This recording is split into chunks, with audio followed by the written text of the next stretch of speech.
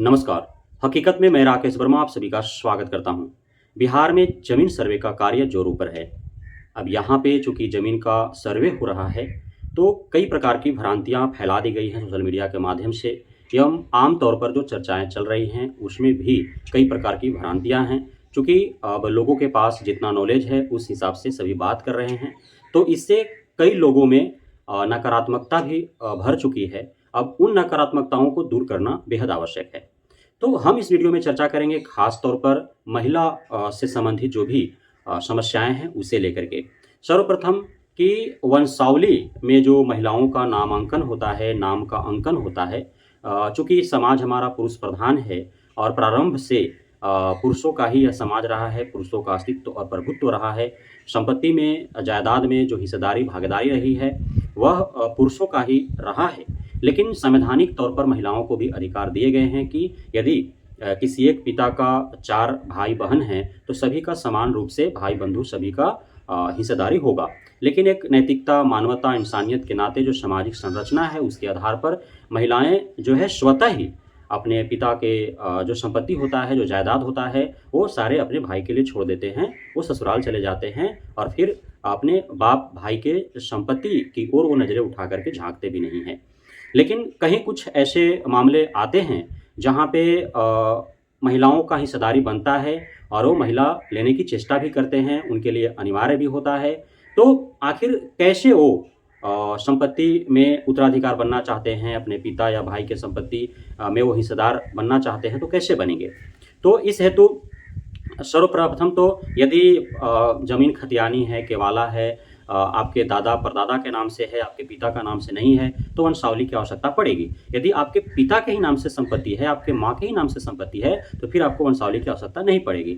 लेकिन 70-80% जो केसेज़ हैं वह ऐसा है कि उनके दादा या परदादा के नाम से ही संपत्ति हैं और उनके पिता के नाम से काफ़ी कम संपत्ति हैं।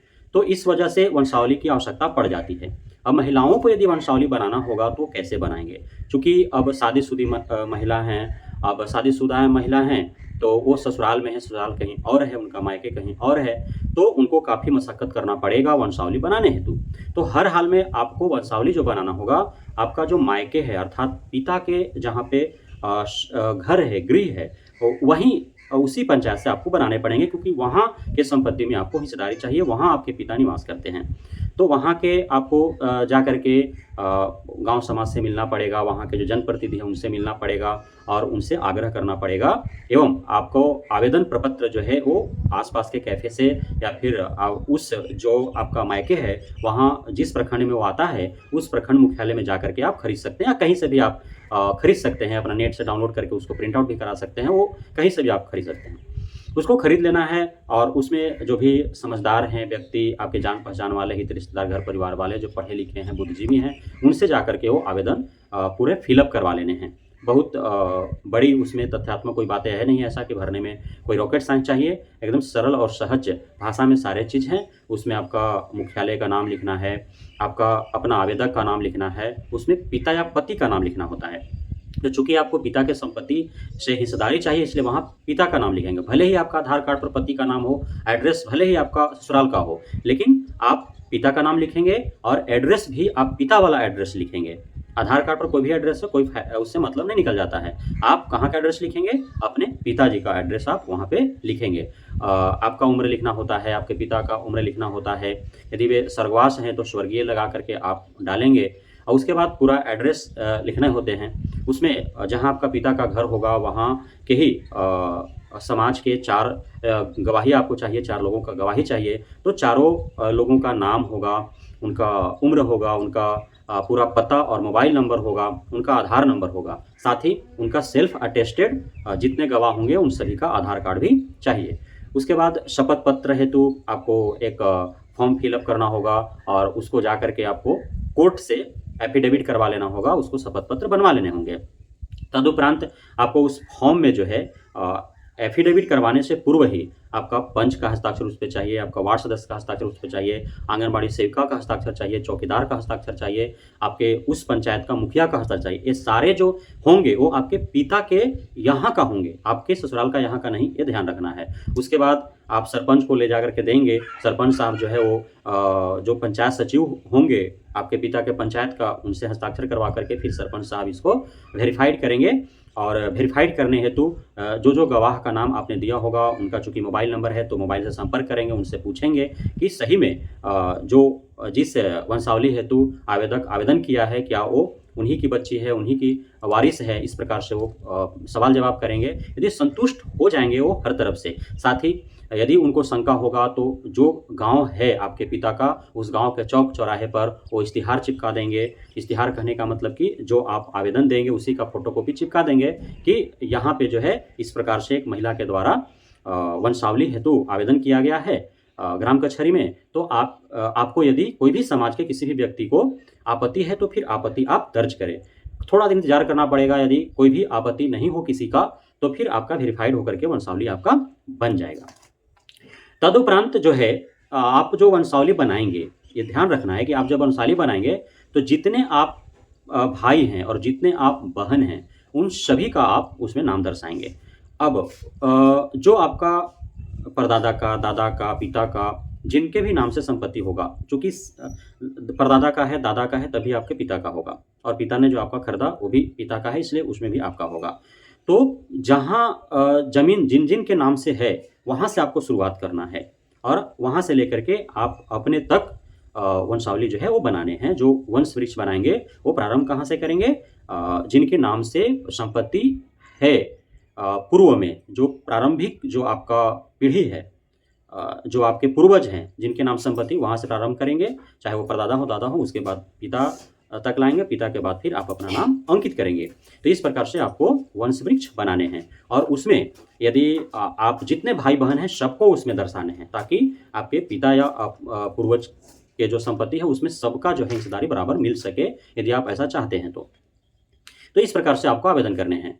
अब दूसरा मैटर है कि यदि कोई जो आपका भाई है या फिर अन्य जो हैं, आपका चाचा हो गए, आपका चचेरा भाई हो गया, वह आपके अनुपस्थिति में और बिना आपका जानकारी दिए हुए वह जो वंशावली बनवाता है, उसमें आपका नाम अंकन नहीं है। इसलिए कि आपके संपत्ति, आपकी हकमारी वो करना चाहता है और वो ज़मीन सर्वे में भाग ले लिया और आपको बाद में पता चला और आप यदि आपत्ति देना चाहते हैं तो फिर आप आपत्ति जाकर के उस कैंप में दे सकते हैं, जो आपके पिता के पंचायत का प्रखंड मुख्यालय में जो कैंप लगा है, उसमें जाकर के आप आपत्ति देंगे कि इस परिवार का जो वंशावली बना हुआ है, उसमें मेरा नाम अंकन नहीं है, जबकि हम उसके वारिस हैं। और आप जब आपत्ति देंगे तो आप दूसरा एक वंशावली बनवा लेंगे, तो और जो है साबित हो जाएगा वहाँ पे कि नहीं आप हैं, लेकिन गलत तरीके से जो है वंशावली बनाया गया पूर्व में लोगों के द्वारा, तो उनका जो है सर्वे नहीं हो पाएगा, उन पे धोखाधड़ी का केस भी दर्ज हो जाएगा। यदि सर्वे हो भी जाता है, संपत्ति उनके नाम से चढ़ भी जाता है और बाद में आपको पता चलता है, तो भी आप आपत्ति दर्ज करके और उसमें लड़ करके आप हिस्सा ले सकते हैं। तो ये आपको अधिकार है, संवैधानिक अधिकार है, ऐसा आप कर सकते हैं। अब आता है मैटर कि कुछ ऐसे मामले हैं, जैसे आपके पिताजी 3 या 4 भाई हैं और आपके पिता का कोई भी लड़का नहीं है, मतलब आप सिर्फ बहनें ही हैं या आप अकेले ही बहन हैं। अब जो चाचा लोग हैं आपके या चचेरा भाई लोग हैं, उनका नज़र आपके पिता की संपत्ति पर है कि उनकी तो सिर्फ बेटी ही है, वो संपत्ति लेकर के क्या करेगी? जबकि पिता के संपत्ति में आपका हक है और हो सकता है कि उस दरमियान जो आपकी शादी लगा हो, ससुराल वाले का यह एक जो है मन मस्तिष्क में बैठा हो कि चूँकि एक ही पुत्री है उनका, तो उसका संपत्ति भी मेरा ही होगा और वहाँ से आपको दबाव बनाया जा रहा हो, या फिर आप स्वयं चाह रहे हों कि हम अपने पिता का संपत्ति हम रखें, हम अपने चाचा को या चचेरा भाई को न दें और वो हड़पना चाहते हैं आपका चाचा या चचेरा भाई और वंशावली से आपका नाम ही गायब कर देते हैं, तो भी आप का अधिकार है, आप लड़ करके उनसे ले सकते हैं। आप अपना वंशावली बनाएँगे, वंशावली में आप परदादा का, दादा का, पिता का जो भी संपत्ति है, तो उसमें आप पूरे वंशावली में ईमानदारी पूर्वक जहाँ से शुरू करेंगे वहाँ से जितने भी अलग-अलग ब्रांचेज होंगे, आपके परदादा, उसके बाद दादा कितने भाई थे, उसके बाद आपके पिता कितने भाई थे, आप पिता से आप हुए, आपके चाचा लोग से कौन-कौन हुए, ये सारे आपको दर्शा देना है। उसके बाद आप भी जो है सर्वे हेतु अपना जो आवेदन है वो दे सकते हैं, चूँकि पिता का आप बहनें ही हैं, आप बेटे ही हैं, आप ही वारिस हैं, तो पिता का संपत्ति आपका ही होगा। तो इस हेतु आप सर्वे में भाग ले सकते हैं, आप उस हेतु आवेदन कर सकते हैं, आपका हिस्सा आपको मिल जाएगा। अब है कि कुछ ऐसे मामले हैं जैसे सौतेला को लेकर के, कि अब पिताजी हैं, पिताजी 2 शादियाँ किए। अब एक उनकी वाइफ़ से जो है एक बेटी है या एक से अधिक बेटी है और दूसरे से बेटा और बेटी है। अब यहाँ पे ऐसा है कि जब 2 एक व्यक्ति कोई 2 शादी करता है, तो जो उस व्यक्ति का संपत्ति होगा, वो 2 भागों में बराबर रूप से बँटेगा और दोनों माता के जो वारिस होंगे, उनको मिलेगा, चाहे वारिस जितना भी हो, कोई मायने नहीं रखता है। अब ऐसा है कि यहाँ पे एक लालच सा बढ़ जाता है। सपोज़ एक माँ है, उसका सिर्फ़ एक बेटी है और दूसरे जो माँ है, उसका एक बेटा है। अब वो चाहती है कि सारा संपत्ति जो है, वो उसके बेटा का हो, वो सौतेली बेटी का ना हो। ऐसा कई बार केसेज़ आते हैं या फिर केसेज़ ऐसा भी आता है कि उसको 3-4 हिस्सा में बाँट देता है। जैसे माता-पिता के नाम से एक अलग हो गया, बेटा के नाम से अलग कर दिया और वो सौतेली बेटी के नाम से अलग कर दिया। अब बाद में चूँकि वो माँ बेटा का उसका है, तो माँ अपना बेटा के नाम से कर देगी। तो इस प्रकार जो है 3 हिस्सा में से 2 हिस्सा चला जाएगा, वो सौतेले भाई का इसको 1 हिस्सा मिलेगा। अब इसमें जो है झगड़ा-झंझट उत्पन्न होता है। तो इसमें भी आप जो है वंशावली बना कर के और आप आधे का हिस्सेदारी ले सकते हैं।